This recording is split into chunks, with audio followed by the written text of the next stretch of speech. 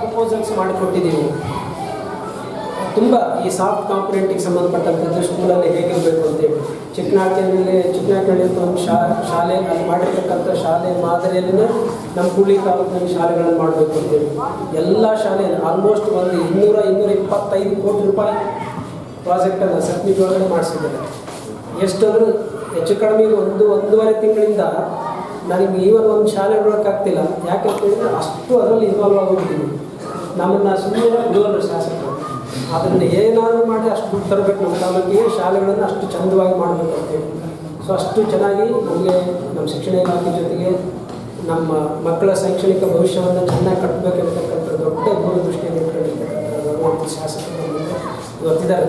ನಾನು head master meeting ಇದೆ sir, ದಯವಿಟ್ಟು ಒಂದು 5 ನಿಮಿಷ ಮಾತಾಡಿ ಸರ್ ಅಂತೇಳಿ ರಿಕ್ವೆಸ್ಟ್ ಮಾಡಿದ್ವಿ. ಸರ್ ಒಂದು ಅಪರೂಪದ ಶಾಸಕರು ನಮಗೆ ನಿಜವಾಗಲೂ ಟೀಚರ್ಸ್ ಎಲ್ಲ ಕಡೆ ಶಾಸಕರು ಸಿಗ್ತಾರೆ, ಬಟ್ ಅಪರೂಪದ ಶಾಸಕರು ಸಿಗೋದು ತುಂಬ ಕಷ್ಟ. ತುಂಬ ಹೈಲಿ ಕ್ವಾಲಿಫೈಡ್ ಡಾಕ್ಟ್ರು ನಮಗೆ ಶಾಸಕರಾಗಿರೋಂಥದ್ದು, ಅದರಲ್ಲಿ AIMSಲ್ಲಿ ಓದಿರೋಂತಹ ಒಬ್ಬ ಡಾಕ್ಟ್ರು ನಮಗೆ ಶಾಸಕರಾಗಿ ಸಿಕ್ಕಿರೋಂಥದ್ದು ನಿಜವಾಗ್ಲೂ ನಮಗೆ ದೊಡ್ಡ ಸೌಭಾಗ್ಯ. ಹಾಗೆ ನಮ್ಮ ಎಲ್ಲ ಹೈಸ್ಕೂಲ್ ಹೆಡ್ ಮಾಸ್ಟರ್ಸ್ ಸರ್. ಹಾಗಾಗಿ ಹೈಸ್ಕೂಲ್ ಡೆವಲಪ್ಮೆಂಟಿಗೆ ಸಂಬಂಧಪಟ್ಟಂತೆ ನಾವು ಈಗಾಗಲೇ ಸಾಕಷ್ಟು ಒಳ್ಳೆಯ ಕ್ರಿಯಾ ಯೋಜನೆಗಳನ್ನು ಮಾಡಿದ್ವಿ. ನಿಮ್ಮಲ್ಲಿ ಏನಾದರೂ ಸಮಸ್ಯೆ ಇದ್ದರೆ ಸಾರ್ ಮಾತಾಡ್ತಾರೆ ಒಂದು 5 ನಿಮಿಷ ನಿಮ್ಮ ಜೊತೆ ಮಾತಾಡಿದ್ಮೇಲೆ ಒಂದು 5 ನಿಮಿಷ.